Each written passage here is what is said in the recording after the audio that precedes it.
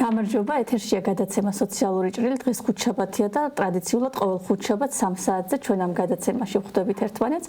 დღეს ჩემი გადაცემის სტუმრები არიან ძალიან საინტერესო სტუმრები. ნანა გოგოხია, უფლებადამცველი დევნილთა და ქალთა საკითხებზე და ინგა ახალაია, დევნილთა სათემო საბჭოს წევრი.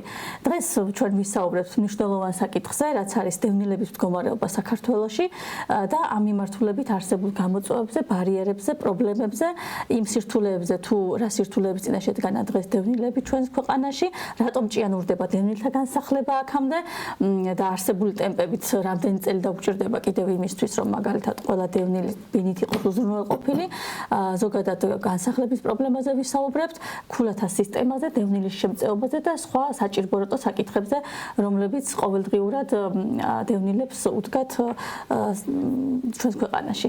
მოგესალმებით, მიხარია რომ დრო გამონახეთ და ამ მნიშვნელოვან თემაზე ვსაუბრობთ. ნანა, დავიწყოთ თქვენგან. რა შეგიძლიათ გითხრათ დღესდღეობით არსებულ ვითარებაზე, თქვენ ამ ბოლო პერიოდში რა მიმართულებით მუშაობდით უფრო დევნილთა საკითხებზე და რა მდგომარეობაში არიან დღეს დევნილები საქართველოში? მადლობა თეო, მეც მივესალმები თქვენს მაყურებელს და მსმენელს და ასევე მადლობას გადაგიხდით, რომ ამ თემას დავუთმეთ დღევანდელი ეთერი. ბოლო პერიოდის განმავლობაში დევნილთა საკითხები ძალიან აქტუალური გახდა და მე მივესალმები, იმიტომ რომ კიდევ უფრო მეტად დევნილთა ინფორმირებულობისთვის და იმ მდგომარეობის, რეალური მდგომარეობის გასაგებად საზოგადოებისთვის რა მდგომარეობაშიც იმყოფებიან დევნილები, ნამდვილად დიდი მნიშვნელობა აქვს, რომ მედიაც სათანადო ყურადღებას უთმობდეს ხოლმე ამ თემის წარმომადგენლების ყოველდღიურობას და მათ საჭიროებებს. რაც შეეხება დევნილებს, ყველასაც კარგად ცნობილია, რომ ჯერ კიდევ 90-იანი წლებიდან მოყოლებული საქართველოში რამოდენიმე შეიარაღებული კონფლიქტის შედეგად ათასობით ადამიანი გახდა იძულებული დაეტოვებინა თავისი სახლკარი და თავისავე ქვეყანაში გამხდარიყო დევნილი.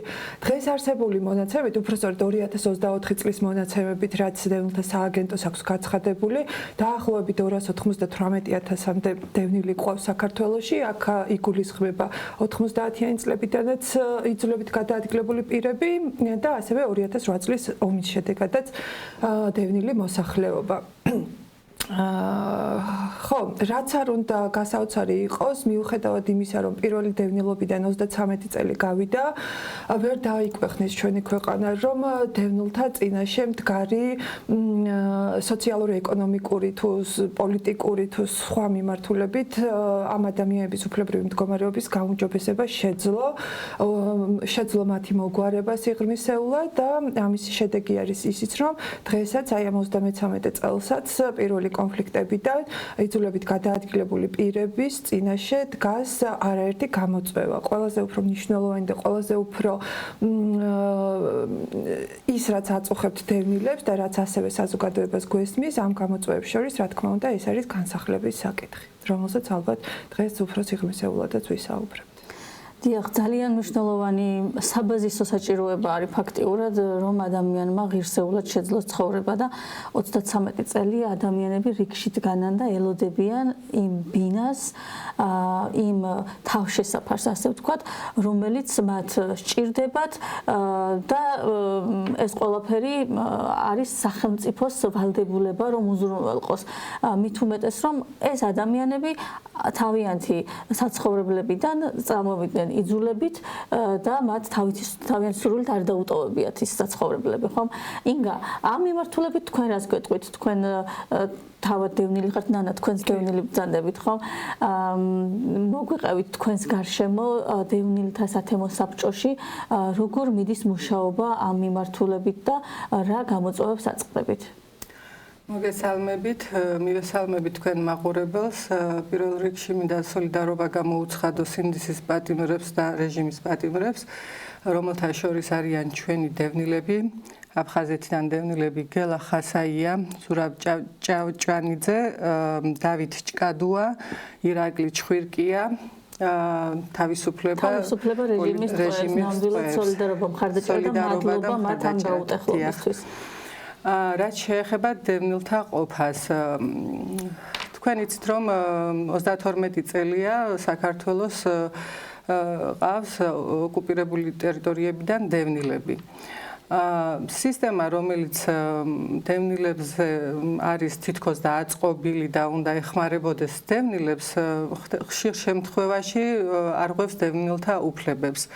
მოსახლეობის 8%-ს წარმოადგენთ, ხო? 32 წლის განმავლობაში სრულიად შესაძლებელი იყო ყველა დევნილი დაკმაყოფილებული იყო თავისი კუთვნილი ჭერით და სახელმწიფოს ეს დევნილები გაეძლიერებინა. ყოველთვის ვამბობ ხოლმე ძლიერი დევნილი არის აფხაზეთის და სამაჩაბლოს დაბრუნების საწინდარი თქო, მაგრამ სამწუხაროდ ვიღებთ სულ სხვა სურათს. ვიღებთ ისეთ სურათს, რომ ხშირ შემთხვევაში დევნილების სუიციდამდე მიყავს სახელმწიფოს და არაერთი მაგალითი გვახსოვს ჩვენ. და არის ისეთი შემთხვევები, რომ უკვე ომის ვეტერანები, რომლებიც დღემდე ბინის რიგში არიან, მოლოდინში არიან, მათაც კი არ აქვთ თავისი საცხოვრისი. როდესაც სახელმწიფო გვეუბნება, რომ ჩვენთვის პრიორიტეტი არის დევნილი და მათ, ესე იგი, პირველი თაობის დევნილები უნდა დავაკმაყოფილოთ პირველ რიგში, ჩვენ გვაქვს სხვა სურათი, სადაც 70-80 წლის, 85 წლის ადამიანები დღემდე ბინის მოლოდინში არიან. ერთ-ერთი პატარა кейსი მინდა მაგალითად მოგიყვანოთ, ომის ვეტერანი ზაურ კვირაია, რომელსაც არც სახლი აქვს, არც ესე იგი ქირი ცხოვრობს, შიშიმპირია. მის იმას რომ გადავხედეთ кейს, მან დევნილთა სააგენტომ მიანიჭა 0 ქულა. და სინამდვილეში ამ ადამიანს როგორც ომის ვეტერანს ქულანახევარი ეკუთვნის, როგორც სხვის სახლში რომ ცხოვრობს ქულანახევარი ეკუთვნის, როგორც შიშიმპირს ქულანახევარი ეკუთვნის, როგორც აფხაზეთში დედა დაეღუპა ომის პერიოდში, ამაზე 3 ქულა. ეს ქულები რომ შევაჯამოთ, სადღაც 10 ქულამდე ადის ამ ადამიანის ქულათა შეფასების სისტემა და აქამდეც დაკმაყოფილებული უნდა ყოფილიყო და გამოდის რომ საერთოდ 0 ქულა დაუწერეს. რაშია საქმე, რატომ ხდება ესეთი უსამართლობა? იცით რა არის, ცოტა ესეთი სიტუაცია არის, რომ თვითონ საცხოვრებელი კორპუსები იმდენი არ შენდება, რამდენიც არის მოთხოვნა, ანუ რაოდენობა დევნილების გაცილებით მეტია, ვიდრე ეს კორპუსები, რომლებსაც სახელმწიფო აშენებს და აი პირობითად მინდა ესეთი მაგალითი მოვიყვანო. ნანას კონდეს სიტყვაზე ვამბობ 7 ქულა მეც თქვენს, მაგრამ და ასე იყოს 1-50 ადამიანი, მაგრამ ამ 7 ქულიანებისთვის იყოს დაუშვათ 20 ბინა გათვლილი და ყველა სხვა არ შეხვდება და ხდება მე რომ ეს ზოგიერთებს ქულას დააკლებენ და უკანა იმაზე გადაიწევს მისი მდგომარეობა. ასევე არის ესეთი ის რომ ოჯახის წევრი რომ გარდაეცვლება დევნილს, იმასაც ქულას აკლებდნენ. ზოგადად ეს ქულათა სისტემა როცა შეიქმნა, თითქოს ის დევნილებს უნდა დახმარებოდა, მაგრამ ამან უკუშედეგი მიიღო და ხშირ შემთხვევაში კორუფციის ისიც არის რა.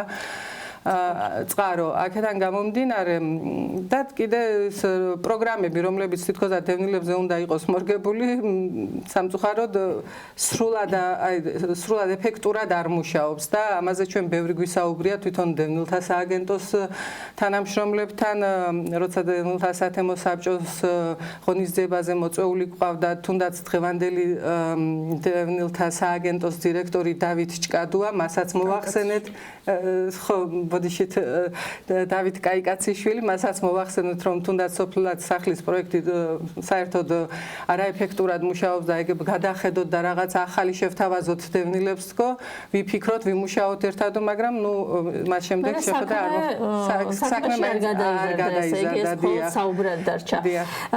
მე მინდა გავიხსენოთ აზატ შილაჩავა, რომელიც მთელმა საქართველომ გაიცნო, ხო?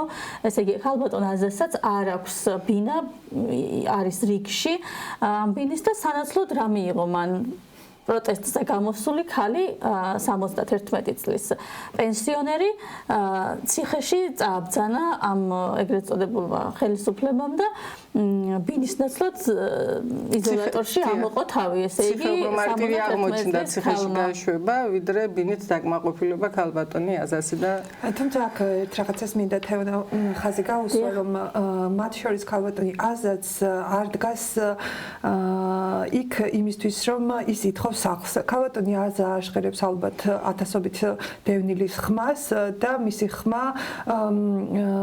ხმით ჩვენ გვინდა დევნილმა თემმა სახელმწიფოს გავაგონოთ, რომ დევნილები ამ ქვეყნის სრულუფლებიანი მოქალაქეები არიან და რომ ისინი იმსახურებენ ღირსეულ დამოკიდებულებას. ქალბატონი აზას გამოსვლებიც ზუსტად აქეთკენ არის ორიენტირებული, რომ ის როგორც ერთ-ერთი დევნილი და მისი გასაჭირი ხო დაინახოს სახელმწიფომ და არა ის რომ აპრიორი ქალბატონი დგას მხოლოდ იმისთვის რომ მან მიიღოს არა რა თქმა უნდა ქალბატონაზას უფრო ზემიზნებისთვის დგას იმისთვის რომ ამ ქვეყნის თავისუფლება და დამოუკიდებლობა დაიცვა და რუსეთის კლანჭებიდან გამოაძროს თავისი წილიაგური და ეს ნახეთ დევნილების საკითხებით манипуლირება ხშირად ხდება ხოლმე საზოგადოებაში განსაკუთრებით არჩევნების წინ სახელმწიფო დევნილთა პრობლემებს და დევნილთა თემატიკას ძალიან კარგად იყენებს, თუმცა მეორეს მხრივ ასევე გვხვდება ისეთი შემთხვევებიც და არც თუ ისე ხშირად, როდესაც აი ამ დევნილების მოთხოვნებს არასათანადოდ აჟღერებენ ხოლმე მათ შორის ტროლბოტების გამოყენებით, ხო?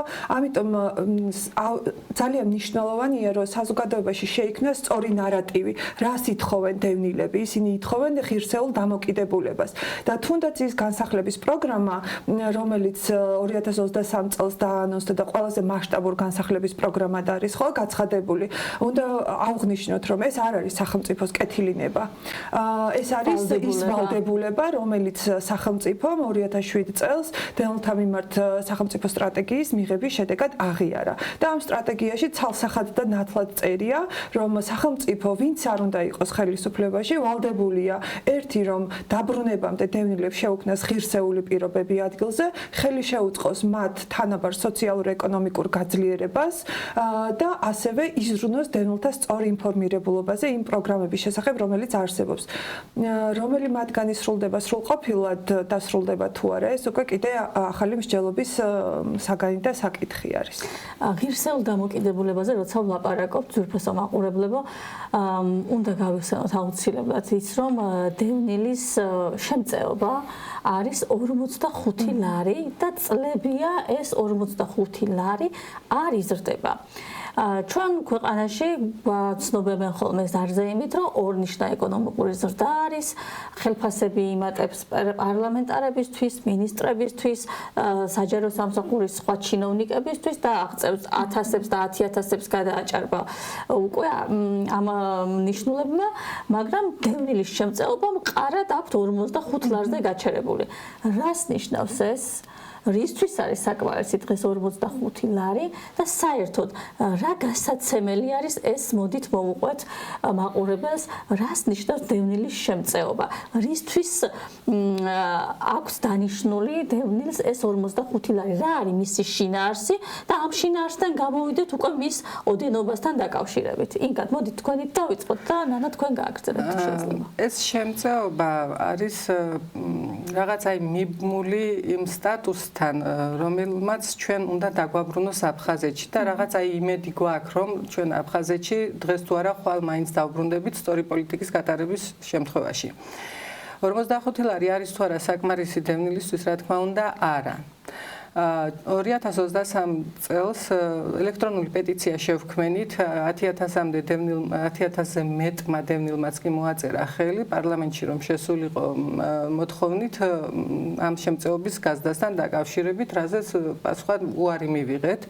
თითქოს და ბიუჯეტი მათ არ ყოფნით, სამწუხაროდ დევნილებისთვის არ ყოფნით ბიუჯეტი, თორე მათი ხელფასებისთვის და სხვა ფუფუნებისთვის საკმარისია. აქედან გამომდინარე უკვე რამდენი წელია ეს 45 ლარი არ შეცვლილა და ჩათვალეთ რომ ზოგ შემთხვევაში ზოგ დევნილს რომელსაც 1250 ლარი აქვს ხელფასი მასაც კი აჭრიან ამ 45 ლარს. როდესაც ის საშემოსავლო სიხდის ამავდროულად ხო 20%-ს აქეთ საშემოსავლოს აჭრიან, აქეთ 45 ლარს აჭრიან და არის შემთხვევები, როდესაც ოჯახში 5-სულიანი ოჯახია და მხოლოდ ერთი ადამიანი მუშაობს და მისთვის ის 45 ლარიც კი არის მნიშვნელოვანი, მაგრამ სამწუხაროდ ამასაც კი არ აძლევენ. ასევე სამი თვით თუ გავა დევნილი ქვეყნიდან, მასაც უჩერდება ეს 55 ლარიანი შემწეობა. ხშირ შემთხვევაში ხა ბოლო დროს ნებისმიერი მიზეზით ინგა იმაგალად სამკურნალოდ თუ მოუწია გასვლა, მაინც შეუჩერდება ეს 45 ლარი? არა, ამ შემთხვევაში უნდა წარადგინოს თითქოს დასაბუთი, რომ სამკურნალოდ მიდის დევნილთა სააგენტოში და მე დაბრუნებულს არის, რომ აღიღირს ადამიანს ამისთვის ბრძოლა.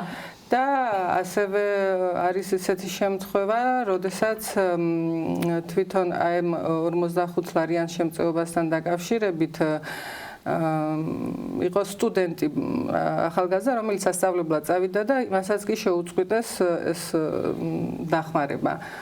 ანუ ძალიან ბევრი შემთხვევა არის, სადაც 45 ლარიანი შემწეობა ეხსნებათ დევნილებს და ეს არ არის დაუშვათ 1000-ზე ან 100 საუბარი 10,000-მდე ადამიანი არის, რომელიც შემწეობას არ იღებს და აქ კიდევ არის ტენდენცია არის ესეთი, რომ სოციალური დაუცველობის პაკეტზე გადადითო ეუბნებიან დევნილებს და იქ თითქოს და 15 ლარით მეტია, ხო, 60 ლარამდე არის და როცა სოციალური დაუცველობის პაკეტს იღებს დევნილი, ეს 45 ლარიანი შემწეობა შეჩერებული აქვს და იღებს ამ მეორე პაკეტს. ანუ ეს მეორე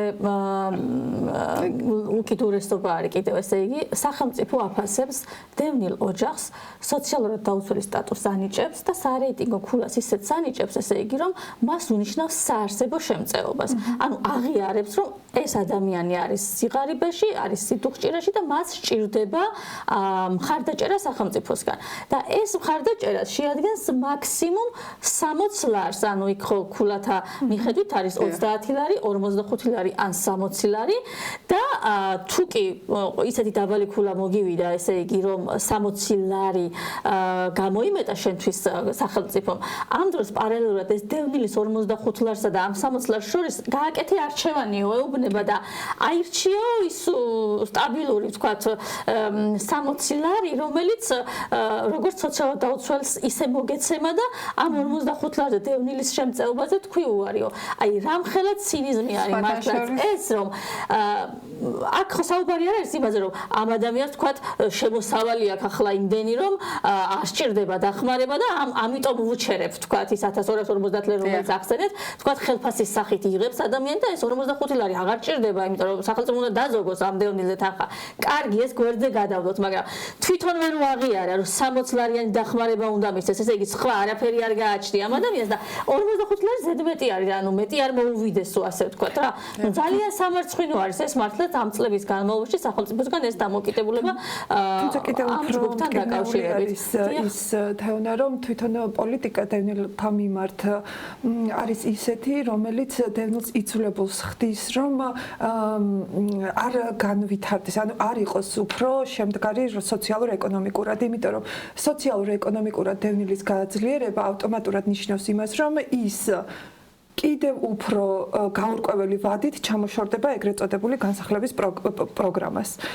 რას ნიშნავს ეს? მაგალითისთვის სახელმწიფო პროგრამა ის კრიტერიუმები ხო შეფასების, რომელიც სახელმწიფო სტრატეგიას დევნილთა მიმართ ამ დოკუმენტის მიღებას მოყვა, წესით ხელს უნდა უწყობდეს სოციალურ სიდუხჭირეში მყოფი იმ დევნილი ოჯახების გამოვლენას, რომლებსაც აუცილებლად სჭირდებათ სხვა დევნილთან შედარებით თავზე ჭერი.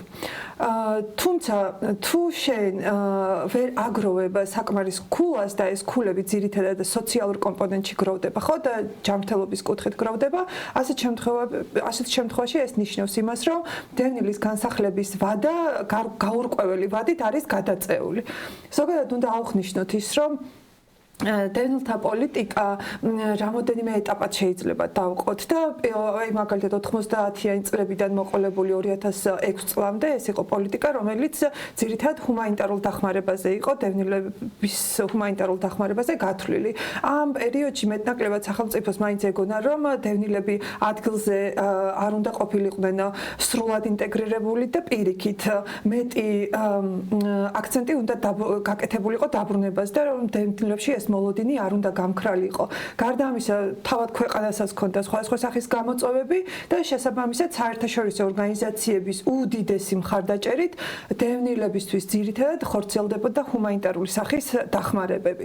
თუმცა უკვე ისევ საერთაშორისო ორგანიზაციების ეწოლითა და შემდეგ უკვე დახმარებით შეიცვალა პოლიტიკა 2017 წელს და მეორე ეტაპი შეიძლება გამოვყოთ აი ეს 2007 წლიდან 2012 წლამდე, როდესაც როგორც პოლიტიკა შეიქმნა ზოგადად, ასევე გარკვეულ წინსვლასაც ჰქონდა ადგილი. მიუხედავად იმისა, რომ ამ პერიოდშიც თავისი გამოწვევებით ხასიათდებოდა დევნილთა მიმართ სახელმწიფოს დამოკიდებულება. მაგრამ აი ეს დევნილის სტატუსი რა კითხვაც დასვით, ხო? აი 2007 წლამდე პერიოდში მას ორი დატვირთვა ჰქონდა. ეს იყო სტატუსი პოლიტიკური და ეს იყო ამ პოლიტიკურ სტატუსთან, იმიტომ რომ ჩვენ ომის შედეგად იძულებული გავხდით დაგვეტოვებინა სახკარი და დაგქმეოდა დევნილები, ამასთან დაკავშირებული იყო სხვა სოციალური ბენეფიტები. 2007 წლის შემდეგ სტატუსს ძირითადად ეს სოციალური ბენეფიტები ჩამოშორდა. უფრო მოგვიანებით კი, როდესაც ქვეყანაში აი ეს საყოველთაო სოციალური პოლიტიკა შეიცვალა და შემოვიდა ეგრეთ წოდებული ქულათა შეფასების სისტემა, რაც სოციალურად დაუცველობის სტატუსს განსაზღვრავს. პარალელურად სახელმწიფო სტრატეგიამაც დევნილთა მიმართ აღნიშნა, რომ აუცილებელია ხელი შეეწყოს დევნილი თემის ინტეგრაციას მასპინძელ თემში, რაც იმას ნიშნავს, რომ სახელმწიფომ გადაწყვიტა აი რაც ინგამ თქვა დევნილებიც შეფასებულიყო ისევე, როგორც საქართველოს დანარჩენი მოქალაქეები და თუ ისინი მიიღებდნენ შესაბამის ქულებს, ასეთ შემთხვევაში მათ განესაზღვრებოდა სოციალურად დაუცველობის პროგრამით გაათვალისწინებული შეღავათები და ასევე ყოველთვიური მხარდაჭერაც. რა თქმა უნდა, ცუდია ერთის მხრივ, რომ დევნილს უწევს არჩევანი 45 ლარს და 60 ლარს შორის და იმდენად მცირე განსხვავება ამ ორ თანხას შორის, რომ თუ 60 ლარზე აკეთებს არჩევანს, ეს უკვე ბევრ რაღაცაზე უნდა მიანიშნებდეს. დევნილების შემთხვევაში ნაკლებად ხელმისაწვდომია დღეს სხვა ის სოციალური პროგრამები, რომლითაც შეიძლება რომ მათ შორის სოციალურად დაუცველები სარგებლობდნენ, იმიტომ რომ ანუ როგორი სიტუაცია გვაქვს დევნილების იმ ნაწილს ყოველ შემთხვევაში, რომელსაც სახელმწიფომ გადასცა საკუთრებაში ბინა ან კოტეჯი ან ახალაშენებული, ხო? იქ ისეთი პირობები იყო შექმნილი, რომელიც მაქსიმალურ მოწყვლადობას დევნილისას არ ავლენს. მე რო სახლი გადმომეცა, მხოლოდ ეს სახლი არ არის საკმარისი ჩემი არც ინტეგრაციისთვის და არც სოციალურ-ეკონომიკური გაძლიერებისთვის. მეორე არის ის, რომ დევნილების ნაწილმა დღემდე ჯერ კიდევ არ იცის, რომ მათ შეუძლიათ მიმართონ სოციალური მომსახურების სააგენტოებს და მოითხოვენ მათი ოჯახის შეფასება. აქტუალური დევნილებში სოციალურ ქულათა სისტემაში ჩართვა გახდა მას შემდეგ, რაც მათ უფრო მეტად გაიგეს იმის შესახებ, რომ ამ ქულამ შეიძლება მათ გარკვეული ბენეფიტები მოუტანოს განსახლების პროგრამაში. ანუ დაუჯამოს ქულები და უფრო მეტი ქულა მიიღონ ჯამში. შედეგად შეიძლება ვთქვათ, რომ დღეისათვის სოციალური პროგრამები, რომელიც შეიძლება დევნილს ეხმარებოდეს თავისი გამოწვევების დაძლევაში, ნაკლებად გვხვდება როგორც მუნიციპალურ, ასევე ცენტრალურ დონეზე. უფრო მეტი აქცენტი გაკეთებული არის განსახლების პროგრამაზე, მაგრამ არ უნდა დაგვავიწყოს ის, რომ სახელმწიფო სტრატეგიაში ცალკე ვალდებულებად არის აღიარებული ამ ადამიანების სოციალურ და ეკონომიკურ პრობლემებზე ზრუნვაც. ინგა, იცით რა მინდა გითხოთ, მე როგორც ვიცი, განსახლების პროცესში არის ორი არჩევანი, ან ბინას ელოდები, ან ფულადი კომპენსაციის აღება შეგიძლია. რა ზედაზღვარი არის ამ კომპენსაციის, ანუ როგორ იცვლება ეს კომპენსაცია, რამდენია და თუ აირჩევს ოჯახი ამ კომპენსაციას, მაშინ როგორ ხდება ამ თანხის მისთვის გადაცემა, რა კრიტერიუმები არის დასაკმაყოფილებელი მანამდე? თონა არანაირი კომპენსაცია არ არის აქ რაშია საქმე, როდესაც დევნილი სოფლად სახლის პროგრამაზე ერთვება, ხო? ამ შემთხვევაში არის 22,000 ლარი ერთ სულზე და ყოველ დამატებულ სულზე 3,000 ლარი ემატება.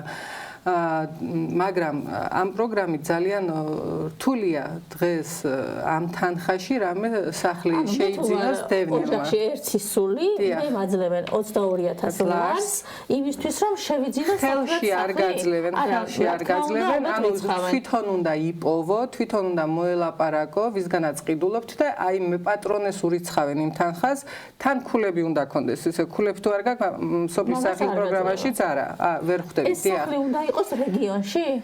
რეგიონშიც და თუ თბილისის შემოგარენში იპოვის, ხო, მაგრამ ეს ამ თანხაში რეგიონში ვერ იპოვი, არა თუ თბილისში. მეორე მომენტია, ახლა მახსოვს ესეთი სიტუაცია იყო, ქართლის კორპუსის დევნილებს თავაზობდნენ ესეთ რაღაცას, თქვენ თვითონ იპოვეთ და $550 გადაგიხდით კვადრატულში, რომელიც საბაზრო ღირებულებას არ შეესაბამებოდა და ვერაფერს ვერ პოულობდნენ ეს ადამიანები და ისევ რიგში ჩააყენეს და მთელი ერთი წლის განმავლობაში წლის ბოლომდე ისინი ელოდებოდნენ თავიანთ კუთვნილ ჭერს.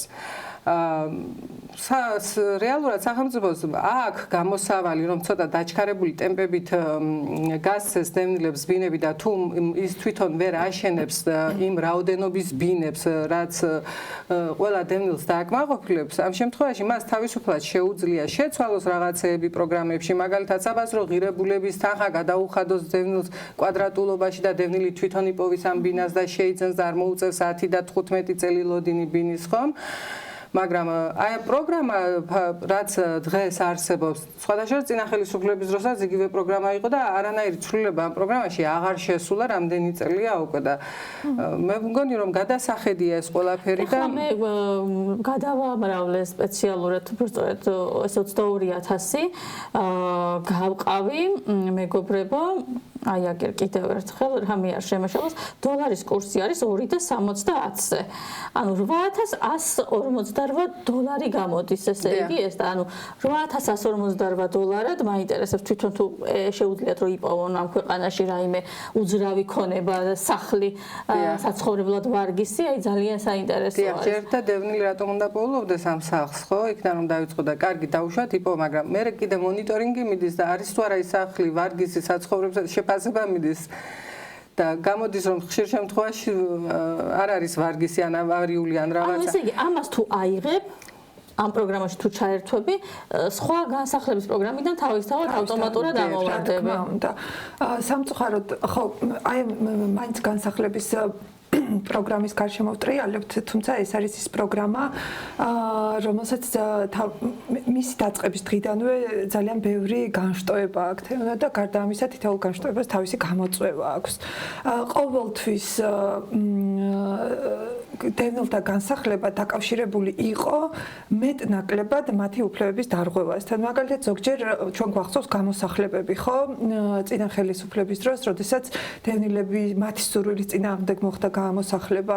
ჩვენ გვახსოვს შემდეგ მაგალითად ეგრეთ წოდებული მასშტაბური განსახლებები, როდესაც ვთქვათ ყოფილი სამხედრო დასახლებების გარემონტება მოხდა და იქ დევნილების შესახლება, მაგრამ ამ დევნილებსაც კი მათ ნაწილს ყოველ შემთხვევაში მე შემიძლია დაგისახელოთ მაგალითად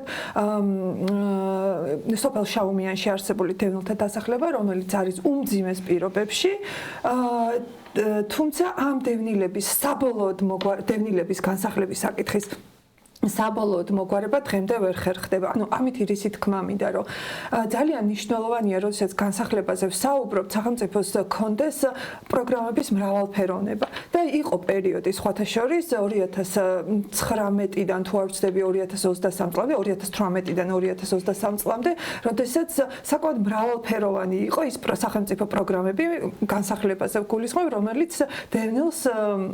რომელსაც დევნილს თავაზობდა სახელმწიფო. გარდა იმისა, რომ იყო სოფლად სახლის პროგრამა, მე თუ სოფლად სახლის პროგრამა არ მინდოდა, მაშინ ველოდებოდი ეგრეთ წოდებული ახალი ბინების მშენებლობას, ხო, იქ ვხებულობდი მონაწილეობას. იყო ასევე მაგალითად იმ დევნილებისთვის იპოთეკის დაფარვაში დახმარება, რომლებსაც სახლი თბილისში ჰქონდათ იპოთეკით შეძენილი ან მაგალითად თანადაფინანსებით შესყიდვის პროგრამა იყო ის რაც ინგამ ახსენა $550 ფარგლებში თბილისში კვადრატული შეძენა დევნილისთვის ან $450 ფარგლებში რეგიონებში თუმცა საბოლოოდ ეს პროგრამები ისე გაუქმდა რომ დევნილს აღარ დარჩა დიდი ალტერნატივა დღეს როდესაც ჩემთან სამართლებრივ კონსულტაციაზე მოდიან დევნილები და სოფლად სახლის პროგრამაში მონაწილეობენ მე მათ ყოველთვის ვეუბნები რა არის თქვენთვის პრიორიტეტი ის რომ გრძელვადიანად გქონდეთ თავზე ჭერი და ერთხელ და სამუდამოდ მოგვარებული გქონდეთ თქვათ განსახლების საკითხი თუ ის რომ არ დარჩეთ საერთოდ პროგრამის მიღმა ხო დევნილების უმეტესობას და ეს ძალიან მარტივად შესამჩნევია მათ შორის აი შემდგომ პერიოდს თუ მივადევნებთ პროცესების სახლის შესყიდვის შემდგომ პერიოდს თვალს რომ დევნილების უმეტესობა შიში აქვს რომ ის საერთოდ დარჩება პროგრამის მიღმა და ამიტომ ცდილობს რომ როგორმე აი ამ სოფლად სახლის პროგრამაში მაინც ჩაერთოს და ის თანხა მიიღოს რომელიც იქ არის გათვალისწინებული სახლით შესაძენად უბრალოდ თვითონ კი არ მიიღოს იმ ადამიანმა ვისგანაც სახლის ყიდვას გეგმავს თუმცა აქ სხვა პრობლემებიც არის იმიტომ რომ ხშირად ეს ადამიანები სახლს ყიდულობენ ახლობლებისგან და შემდეგ უკვე გარკვეული პერიოდის გასვლის შემდეგ ხდება ამ სახლის უკან გადაფორმება მესაკუთრეებზე არ არსებობს სამწუხაროდ მსგავსი სტატისტიკა რომელიც ზუსტად გვაჩვენებს რამდენი დევნილის შემთხვევაში მოხდა აი ამ შეძენილი პროგრამის ფარგლებში შეძენილი სახლების უკან დაბრუნება, თუმცა კარგი იქნება რომ იუსტიციის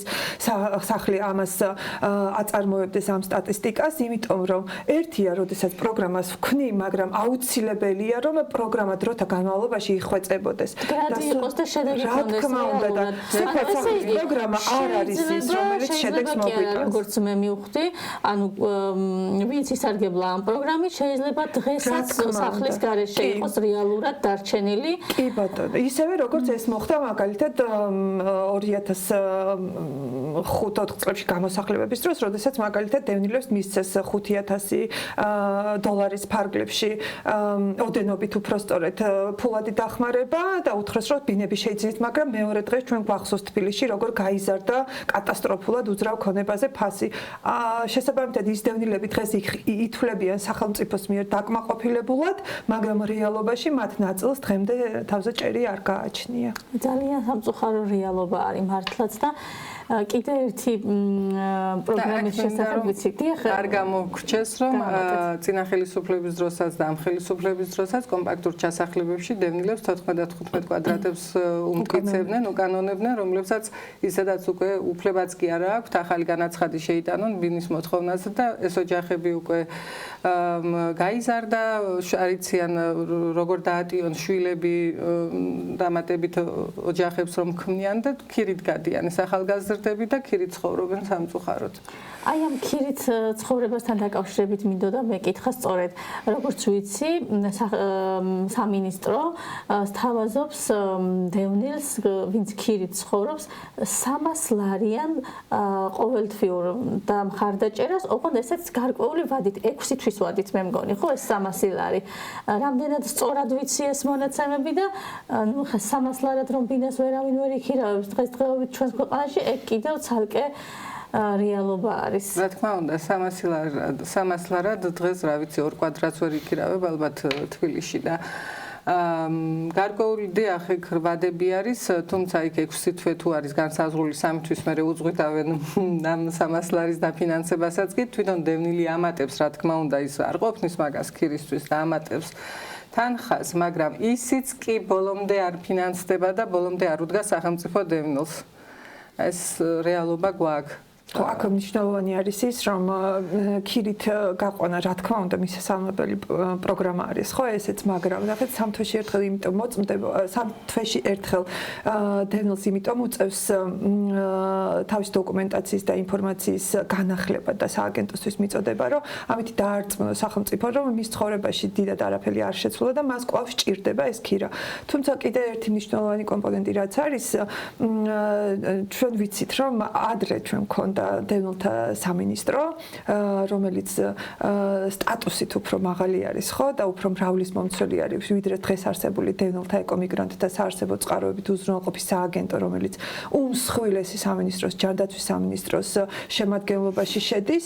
ამით რისი თქმა მინდა, როდესაც დევნილთა საკითხებზე მუშაობდა უშუალოდ სამინისტრო, რა თქმა უნდა, დევნილთა უფლებების მოუგვარებასთან, უფლებების რეალიზებასთან დაკავშირებული ყველა საკითხი სამინისტროს კომპეტენციაში შედიოდა. სამინისტროს გაუქმების და სიპა ჩამოყალიბების შემდეგ ეს კომპეტენციები დაიშალა და დღეს 1000 უწყებაზე არის გადანაწილებული. ამ უწყებებს შორის კოორდინაცია ხშირ შემთხვევაში არ არის ისეთი სწრაფი მოქნილი, როგორც შეიძლება რომ გვინდოდეს. შესაბამისად, მაგალითად, თუ რომელიღაცა დასახლებაში არსებობს იგივე ინფრასტრუქტურული პრობლემა, ამას უფრო მეტი დრო სჭირდება მოსაგვარებლად, ისევე როგორც მაგალითად, თუ დევნილს გააჩნია გარკვეული სახის საჭიროება, აი მაგალითად მუნიციპალურ დონეზე თუ მას უნდა რომ ისარგებლოს რაიმე მუნიციპალური პროგრამით, რომელიც შეიძლება მასაც შეეხოს, ასეთ შემთხვევაში მას წრეზე უწევს სიარული, რომ ჯერ თქვათ სხვა უწყებიდან მოიტანოს გარკვეული ცნობა, წარადგინოს მუნიციპალიტეტში და ასე შემდეგ. გასაგებია, ნანა, მე ჩემი პირადი აზრი არის, რომ ალბათ სამინისტროს არსებობა ბევრად უპრიანი იქნებოდა ამ კონკრეტულ შემთხვევაში. ეს ერთგვარი განაცხადი არის, ჩემი აზრით, რამდენად მნიშვნელოვანი არის შენთვის დევნილთა საკითხები, როგორც სახელმწიფოსთვის და რა უწყებას, რა სტატუსის მქონე უწყებას ანიჭებ იმ ფუნქციებს, რომ ეს დევნილების შემდგომი პრობლემები მოაგვაროს. ეს იქნება სამინისტრო თუ იგივე ის სიპი, რომელიც რაღაცა სხვა სამინისტროს შემადგენლობაში არის. მე მინდა ახლა თითოეულ თქვენას მივცე თითო წუთი იმისთვის, რომ თქვენ მიმართოთ დევნილებს. რა გინდათ რომ უთხრათ დევნილებს, აი ამისთვის გამოიყენეთ თითო წუთი. ინგა პირველ რიგში მინდა უთხრა, რომ იყვნენ იმედიანად. ყოველთვის ვეუბნები, რომ მე პირადად ვიბრძვით დაბრუნებისთვის, მაგრამ დაბრუნებამდე დევნილების ღირსეულად ცხოვრისით დაკმაყოფილება და გაძლიერება მინდა, რა თქმა უნდა. ამიტომ იბრძოლეთ თქვენი უფლებებისთვის, იბრძოლეთ დაბრუნებისთვის. აი ეს მინდა უთხრა. ხო, მე მინდა დევნილებს მოუწოდო, რომ მაქსიმალურად ეცადონ ყოველთვის იყვნენ სწორად ინფორმირებული.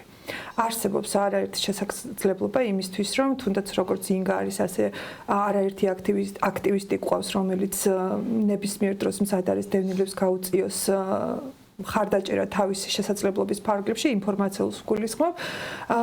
შეუძლიათ ასევე სხვა ჯერ კიდევ მიმართონ არასამთავრობო ორგანიზაციებს უფასო სამართლებრივი კონსულტაციისთვის, იბრძოლონ აუცილებლად საკუთარი უფლებებისთვის, თუმცა ეს ბრძოლისთვის მათ აუცილებლად სჭირდებათ სწორი ინფორმაცია. სწორი ინფორმაციის ქონა ნიშნავს, რომ დევნილი არის უფრო მეტად შეიარაღებული და უფრო არგუმენტირებულად შეუძლია მას საკუთარი თავის დაცვა. მეორეს მხრივ მინდა სახელმწიფო უწყებებისთვისაც ვისურვო, რომ როდესაც დევნილი იღებს ხმას, ის იღებს ხმას ძალიან იშვიათ შემთხვევებში და თუ ხმას იმაღლებს, ეს იმას ნიშნავს, რომ ის დაიღალა იმითი, რომ მისი ხმა ვერ გაიგო სახელმწიფომ. ამიტომ დაჭერა არასდროს არ არის გამოსავალი. გამოსავალი არის მოლაპარაკება და მოსმენა, რა აქვს გასაჭირი შენს მოქალაქეს და ვისურვებ, რომ სახელმწიფო საქართველოში ნამდვილად ხედავდეს და ისმენდეს დევნილის საჭიროებას და ხმას. დევნილები კი იყვნენ უფრო აქტიური და გამბედავები საკუთარი უფლებების დაცვაში. დიდი მადლობა ორივე თქვენგან სტუმრობისთვის. ჩვენი გადაცემა დასრულდა. შევხვდებით მომავალ ხუთშაბათს 3 საათზე. სოციალური ჭრილი ისევ თქვენთვის იმუშავებს. მადლობა. მადლობა.